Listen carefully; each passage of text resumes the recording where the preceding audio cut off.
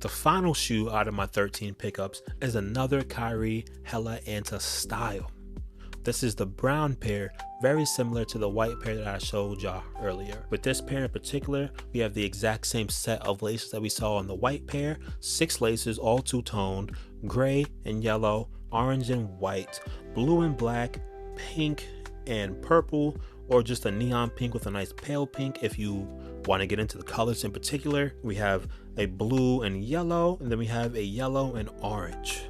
This shoe with this midsole is not cream, it's a shade of brown, but it does have that ANTA etched into the back, which is one of my favorite parts that I keep saying when I review or talk about any of the colorways in this set in particular. This shoe does fit a little bit snug, like I said earlier, to go up a full size to a half size, and this is a shoe that the lifestyle model for Kyrie Irving that is modeled after a skate shoe once again. Really well done. We do have branding all over the shoe, and one branding that y'all can't really see is right underneath the laces.